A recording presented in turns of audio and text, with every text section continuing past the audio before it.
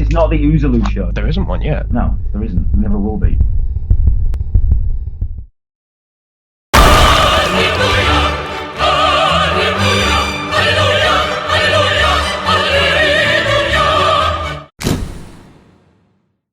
Welcome to the inaugural episode of the Uzalu show. So then, let's talk about my favourite way to waste time these days. Everyone's favourite friendly neighbourhood cult. Yeah, I think most people are bored of this shit by now, but hold on a moment. There's more to this than most people know. In the interest of dispelling lies and misconceptions, I'm going to very quickly run through a list of things you should know. If you are new to this issue, you can safely skip this. I am not an SJW feminist or aggressive leftist. I have never seriously called AIU racist. I have never claimed to be done with AIU. I am not Platopus. I have never commented on any of AIU's videos and have therefore not been banned as far as I know. This issue is about far more than racism, that simply sparked it. Stating statistics is not racist. None of AIU's main detractors have ever had a problem with him doing so. None of AIU's main detractors are trying to excuse criminals of responsibility. I wear the shades for a good reason. Anyway, enough of that, let's get on with it. Atheism-is-Unstoppable. An assessment I find myself agreeing with. Alas, the man behind the moniker it's a rather different story. This drama kicked off during an episode of Drunken Peasants, a podcast with an intellectual theme, but which is more intended for comedy. A then friend of the hosts, Jacqueline Glenn, attended and brought something with her. So Jacqueline, some guy made a video about you. People that are black are often treated unfairly. What? Maybe they should stop dealing with the cops. Maybe they should stop committing crimes. He says, like, we're not racist, but here he is saying, like, black people just need to stop committing all these fucking crimes, man. Just fucking say that you're racist. I mean, like, I would respect you more if you were just like, hi, I'm racist. So the amazing atheist called someone a racist. I've written an article which, among other things, explains and justifies this reaction. But I don't think AIU is actually racist. I'll talk about that another time. So what happened next? Well, this is AIU we're talking about. The reaction was petulant, indignant. Suffice to say, he didn't take it very well. The exposure of his failings in tact, civility, and even the most basic of reasoning and logic had made him into a sort of pariah. It seemed then that he just got more and more extreme. There are many vocal opponents of AIU, but the most notable in this case is Canadian Atheist. He ended up being the flag bearer of the argument with AIU over the race issue. The argument always boiled down to the same contention, that there are factors that contribute to a higher crime rate. This seems obvious, doesn't it? But amazingly, AIU consistently evaded giving this answer, and his absolute adherence to the mantra of simply blaming criminals without ever going into the broader causes of crime, combined with the fact that he's so regularly focused on condemning black criminals specifically, led many to believe that he may actually be prejudiced against black people. More evidence to support this hypothesis arose later, and I'll go into that in detail some other time. This conflict wore on for a long time, and all the time it did, AIU seemed to get more and more angry, and that anger seemed to affect his actions more and more. You know what? I think you've earned this. A free tour of the Museum of AIU's Unethical Behaviour. As far as we know, AIU hasn't killed anyone. Yet. Although I'm sure he wishes he could kill me right now. He seems to have no compunction whatsoever in doing whatever it takes to silence any criticism of him. That includes doing everything he can to affect the personal lives of his critics. So, for your delectation, allow me to run through some of the most infamous examples. First, have you ever seen a kangaroo mauled by a cat? He was zapped by God through the internet. As I'm sure you can tell, creationist cat is to be regarded with the utmost seriousness. So it's lucky that that's what AIU did. I mean, imagine the mess we'd be in if AIU simply regarded creationist cat as an entertainer.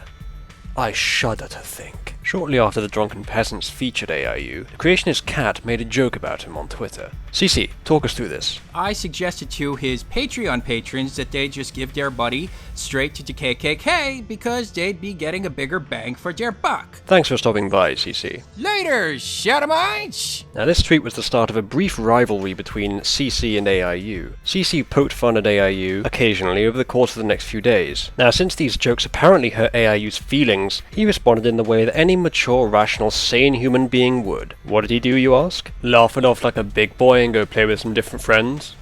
No. He doxed creationist cat. He published private and identifying information about an individual on the internet. If you think this was okay, you're an apologist on exactly the same level as all the prominent creationists and Islamic scholars, and like many of them, you've taken a stand against self-determination and personal freedoms. Amazingly, there are people that think this way. Let's annihilate their two most common arguments, shall we? The first is as follows. The information was already out there. We didn't dox him. Yeah, except that by that definition, nothing can ever be doxing, short of breaking into someone's house, stealing their personal information, then spreading it. If the information's not accessible, then doxing is not possible. Your definition is self-refuting. The second argument they make is as follows. Why should I take you seriously if you're not going to put your real name behind your words? That's character assassination, which is a logical fallacy. But even more so, if you don't care what people are saying when they don't have their real name behind their words, then don't listen to them. Their public identity is their prerogative. It's not your choice to make. Or did you forget you were pretending to be a liberal? Whoopsie. Personal freedoms, remember those? He's also doxed 4 other friends of mine, none of whom did anything but criticize him, as well as me myself. That's right, I'm no longer anonymous. It was bound to happen eventually. And of course the culprit was Google+. Who else? I deleted my Google Plus profile months ago, but Google kept a link up. For years I didn't bother trying to keep the Uzalu identity separate from my real name. If I started again I could easily maintain my anonymity. But until then, shades. Want to hear it straight from the marsupial's mouth? Here goes. Yeah, I mean, I think it's great. I love doxing people. Oh, God. The second you cross me, the second you have an ill word, the second you hit the dislike button, I will find your name and I will reveal it to the world. Your name shall be revealed. Hey, AIU, I found a friend for you. Ready? Randy Harper. SJW extraordinaire, serial doxer, and harasser. Man, you're so SJW it hurts you more than me. You see, it's the same with every cult. As soon as they can't defend their arguments, as soon as they run out of reason, they just become thugs. That's all you are, AIU. And somehow, it gets worse. During production of this video, another doxing attack occurred. It was centered around another critic, who was 14. He's called Logical Liberal, and he's appeared on one of our hangouts. This guy, proof that psychopaths walk among us, released the personal information of an innocent bystander who is apparently one of Logical Liberal's real-life friends, and is also 14 years old. This was part of an attempt to extort the, quote, behaviour of Logical Liberal. It can safely be assumed that this means Logical Liberal's silence in criticising AIU. And before you ask, yes, AIU is involved in this. This was not just the act of one fan, it was a calculated intimidation campaign. But this 14-year-old's got more balls than any of them. And so AIU has now released the docs of a 14-year-old for the heinous crime of criticising him. Although apparently, he actually got it wrong. Whether you believe that's up to you, but the target of the docs, Logical Liberal, claims it's wrong. He doesn't mind this failure being shown uncensored. Important to note that AIU was still very willing to dox a 14-year-old, and may remain believing he has, and it was only his ineptitude that stopped it from being damaging. This time only one of their 2 targets was hit. Next time might be worse. AIU, a.k.a. Devon Tracey, is literally going insane. Listen to this and tell me I'm wrong. Your name is Billy Cannon. Hey, 14-year-old, your name is Billy Cannon. Say one fucking thing about me online. One fucking thing, and you're getting doxxed. Instantly. Try it. Peace the fuck out, everyone. Billy Cannon, suck my balls. I sincerely worry for those around him. That voice commands the devotion of thousands. Does this guy need a cult? Or a padded cell? Why do they dox people? It's obvious, isn't it? They can't do any better. They're simple-minded, hate-filled psychopaths, lashing out as they see their narcissism isn't compatible with the clear fact that they've done wrong. If they were right, they wouldn't need to do this. Oh, well, maybe they're just doing it for fun, maybe it's just a joke. Yeah, that would make them sadists as well. Nothing about their behaviour redeems them. Do not let this cult manipulate you. You are better than that. Nothing else I can show you measures up to this. This is a whole new level, and yet I must solemnly continue, for there is more, albeit trivial by comparison. This next one is a 2-in-1. The aforementioned Canadian atheist had a conversation with one of AIU's fans. He recorded it and uploaded it to his channel. Legally, the video was his intellectual property, so when AIU took it and uploaded it to his own channel, he was breaking the law. He gave no attribution or credit to the owner of the content. And before you ask, no, it wasn't covered by fair use. He uploaded it to his channel with no modifications, criticisms or commentary.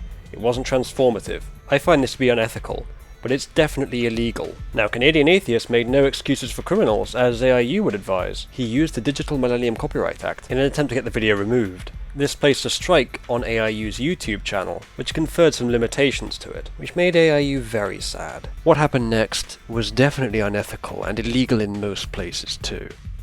Extortion, legally, and what some would call blackmail. AIU made a grand total of 3 distinct threats to the Canadian atheist, warning that if the strike wasn't removed from his channel, all 3 would be enacted. They were as follows. 1. AIU threatened to flag all of Canadian atheist's videos. 2. AIU threatened to flood the Google search results for Canadian atheist's full name with pictures of him which had been creatively edited to include swastikas and other racist symbology. And the 3rd threat was obsession. Don't worry, AIU, I think you have that one covered already. Oh, and by the way, he followed through with 2 of the 3 threats, the 3rd being the least damaging. So now, anytime someone, an employer for example, searches for Canadian atheist's full name on Google Images, they'll be faced with an incriminating smear campaign, and that's exactly what AIU intended when he did this. Not only does he show no remorse for this, but he's already started doing the same thing to me. Unfortunately for him, it's ineffective for many different reasons. So, do your worst, AIU, as I know your worst is all you've got. Because, you know, I'm really easy to get along with, most of the time. But I don't like bullies, and I don't like threats, and I don't like you. You can try and stop us from getting to the truth, but I promise you, if you do, I will respond with all the unique technologies at my command. Like making videos poking fun at you. Yeah, but you're quaking in your wee booties now. It's not a threat.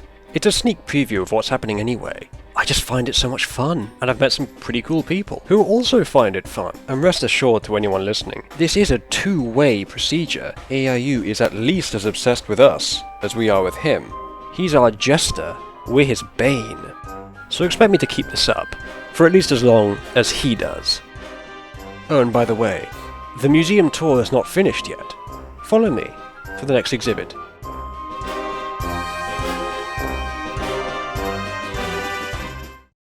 AIU is a big fan of flags, so much so that he gives them out to his critics, very generously. He even advocates that his fans do the same thing. Isn't that nice? Alas, there's trouble in paradise. For the flags to which I'm referring are not just pieces of cloth. These flags are effectively requests for YouTube to censor content. The intention of the flagging system is so that videos that break the community guidelines or terms of service that YouTube enforces can be taken down. Therefore, a flag on any video that doesn't break any of these rules should be considered a false flag. False flag attacks are common for people that want to silence their critics on YouTube, and have historically been performed by such exceptionally reputable characters as Brett Keane, and was a common tactic of creationists back in the day to silence atheists. It didn't go too well for them in the end. Now, it's true that a real human at YouTube, supposedly, looks over these flag claims before any action is taken on the video, and so naturally the argument arises that It's YouTube's responsibility and theirs alone what happens as a result of a flagging attack. which relies on the idea that YouTube will always make the right decision, right both in terms of correctness and morality, and that if they make a wrong decision, then the person who caused that decision to have to be made is not responsible in the slightest. To illustrate this problem, let me give you a few analogies. Analogy number 1. A person hires a hitman to assassinate someone else. Turns out the hitman's an undercover police officer. Does the person who hired the hitman, or attempted to, have any culpability whatsoever? Legally, yes, and I think also morally. But this analogy isn't perfect. In this case, it's a request to do something, rather than a dishonest report, which naturally leads to actions which are going to be unjustified. So I'll give you another. Analogy number 2. A younger sister lies to her older brother, claiming that someone has been mean to her. She hopes that the older brother will take retributive action. Now, if he doesn't believe her, has she done something wrong? What if he does believe her? Then is she responsible, at least in part, for the consequences? Since this analogy has been criticised before, although I don't know why, I'll make the analogy in a slightly different way, which should assuage that criticism. Analogy number 3. You dishonest person, you lie to a police officer about a crime that you claim that someone else has committed. Now, whether he believes you or not, whether there's due process and investigation, and whether or not there ends up being a conviction, filing a false police report is a crime almost everywhere, and I think most would agree it's also immoral. If a video is successfully flagged, some limitations are incurred upon the channel that uploaded it, so ultimately, false flag attacks can lead to the destruction of livelihoods, as there are many who rely on YouTube for their income. Would you forgive someone who got an innocent colleague fired by lying to his boss? This is the kind of callous, desperate contempt for criticism that we're talking about here. Hopefully I've now convinced you that false flagging qualifies as unethical behaviour, and so you know what's coming next. He calls them true flags. So where's your evidence, AIU? He claims he's been slandered. That's debatable, but that's not part of the terms of service, so you can't use it against people. Oh, did your feelings get hurt? Too bad. Maybe he was just joking. Well, his fans don't seem to think so.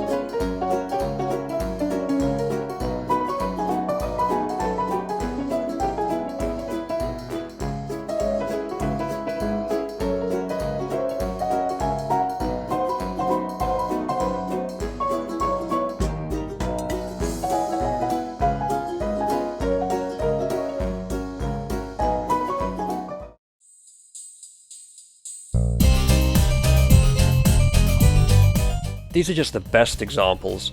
There are many others. Some of them are more subjective, but put it this way, if someone did them in real life, you would lose all respect for that person. There are many more actions I don't consider unethical on their own, which nonetheless speak to an unethical character. And I could also talk about his racial issues, that is, race baiting, prejudice, and possibly racism. But I'll do that another time. Suffice to say, AIU sloths upon a mountain of unethical behaviour, but just like radical Islam, he is abound with apologetics and overflowing with lies. Do not believe him.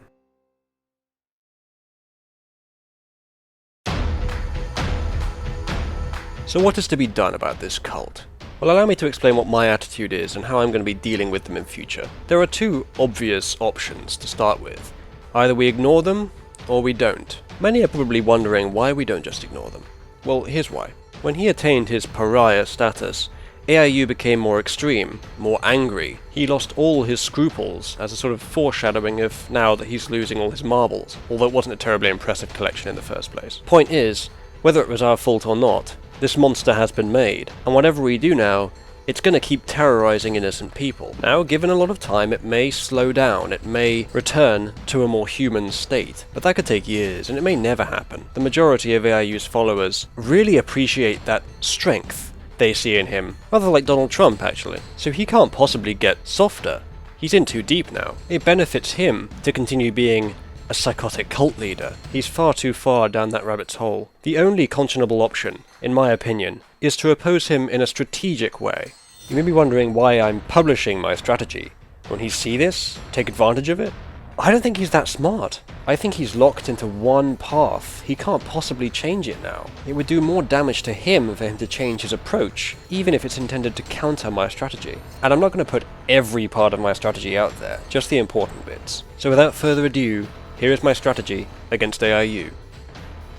The overall goal here is to subdue AIU. This is the vague version of our goal. The nirvana state at the end of this conflict, i.e. the ideal situation, is that AIU maintains his content production, but is ethical, is honest. I'm fine with him being rude and provocative. What I'm not okay with is him damaging people's lives. And obviously I prefer that he drop the fallacious and irrational argumentation, and be able to admit when he's wrong. However, I think it's exceedingly unlikely that he'll ever reach this nirvana state. If you enjoy his content, I regret that my goal appears to be in opposition to that continued service. But it's just not worth the damage he's doing.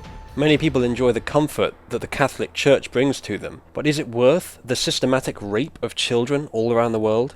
No. And before you say, yes, it's more extreme, it's an analogy.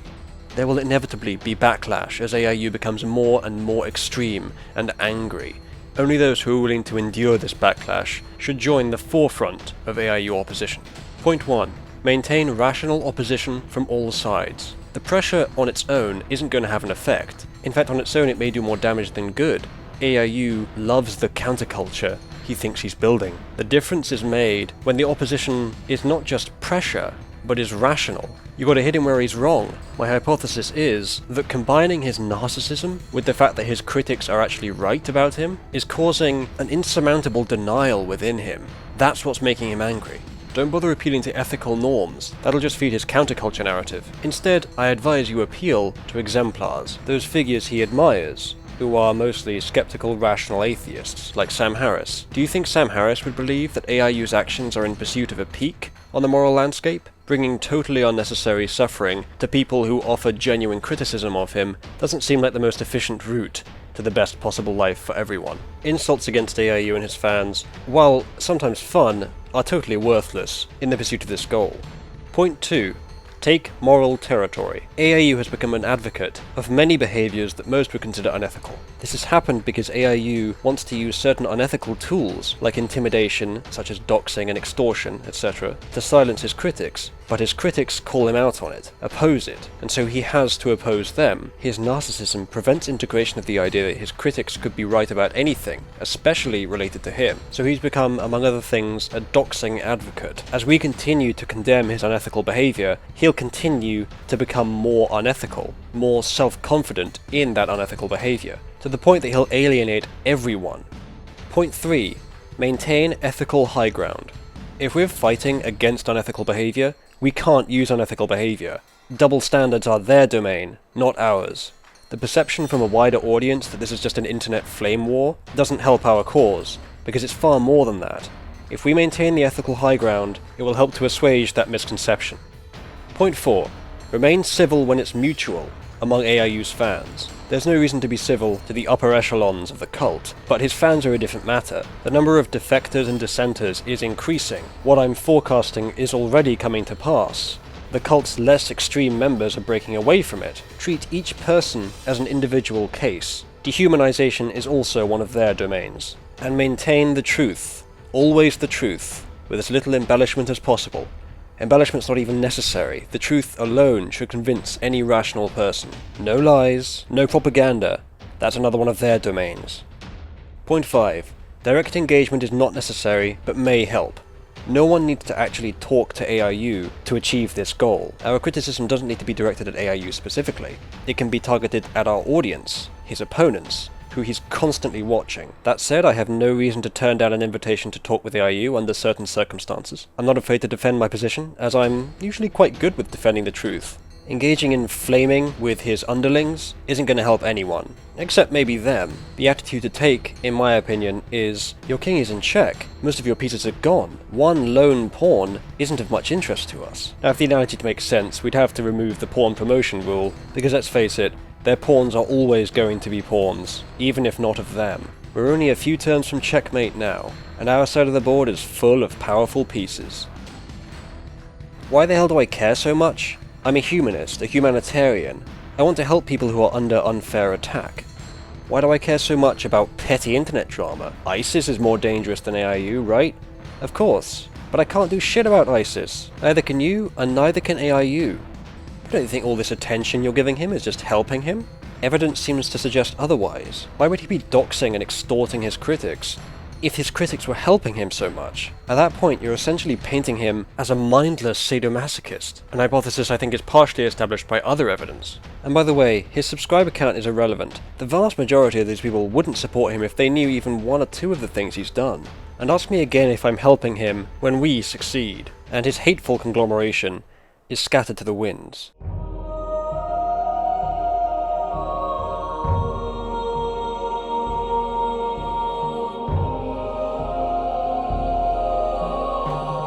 Vive la résistance! During this video, I've said we to refer to the main opposition group against AIU. Figured I'd take some time to clarify that. We're a fairly well-organized, unnamed group of like-minded people. There seems to be a massive overlap in the Venn diagram of people who oppose AIU and people who are just really nice. I've never been part of a more pleasant group of like-minded skeptics. That's not to say we're soft on issues either. I think all of us defy the definition of regressive left. We're a fairly disparate group, but we're mostly liberal atheists, and united in opposition against unethical behaviour.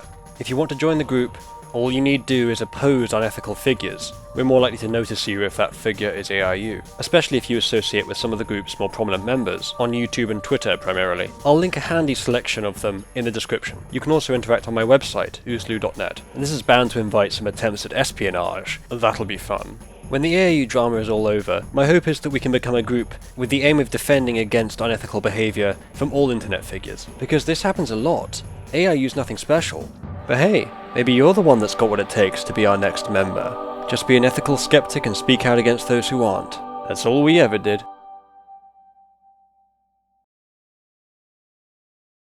Here then is a man so bereft of testicular fortitude and wrought with insecurity as to be utterly incensed by the slightest criticism, such that he feels his only recourse is vicious and subversive retaliation aimed at censoring all dissent. An irrational, illiberal, narcissistic, psychopathic, pathological liar whose only value to society is to be poked with the fun stick. Well, don't you worry, Mr. Tracey. We've got the biggest, funnest sticks of them all, and there's no mercy until you ask us nicely.